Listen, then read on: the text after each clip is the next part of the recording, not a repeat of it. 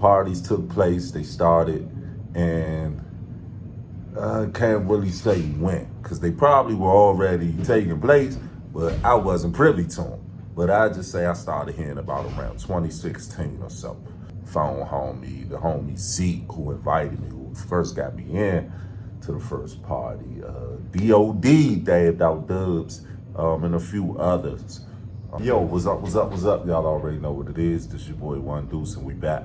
Guess this deep dive on the whole DC culture and everything DC. Last time we touched on the medical side of DC and where we started at years ago and how we got here. And now I'd like to touch on the I-71 and the parties, the good part that I know everyone was waiting on. Parties took place, they started, and I can't really say when, because they probably were already taking place, but I wasn't privy to them. But I just say I started hearing about around 2016 or so. Small parties in basements, people were gathered, exchanging information, small donations, vendors were well known, stocked pretty good, but not like we see today. More like, you know, sort of I'd say what you call a homeowners association meeting or something, you know, like a mixer, potluck or something like that. Everybody bring your own sort of more of. Not gonna go into a whole lot of names now and here, but yeah, it was a few people, notable people there. Phone homie, the homie Zeke, who invited me, who first got me in to the first party. DOD, Dabbed Out Dubs, and a few others.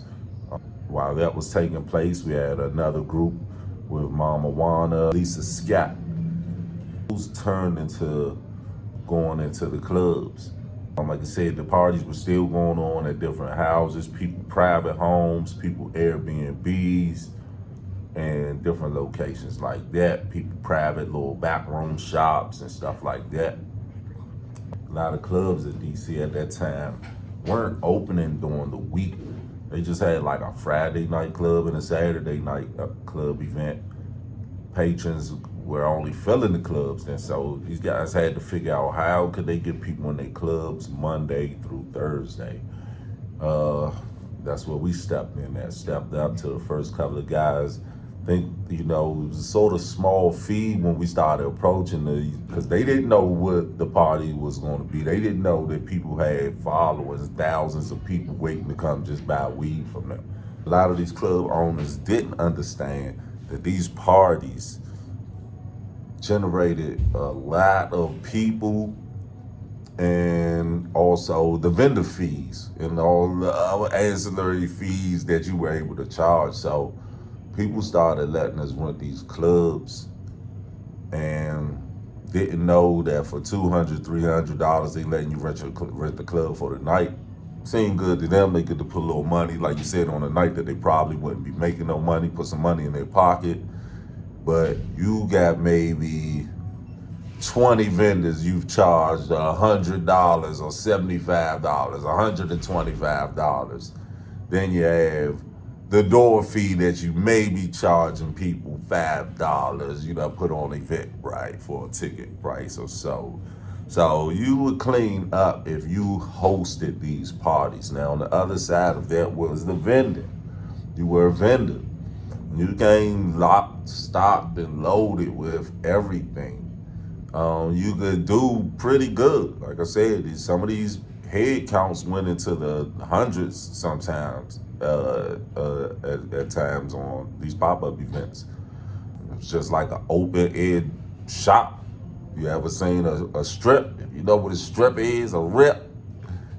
It's a rip, man.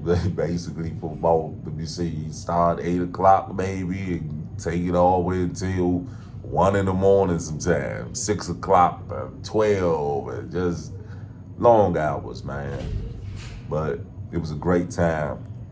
And like I said, first, cops didn't know or didn't understand what it was, or a lot of people didn't know. They just saw these long ass lines outside people's establishments or people's houses and like, what the fuck is going on? Really didn't understand. And they finally got a little hip to the whole thing about the parties and everything. And then that's when the raids started.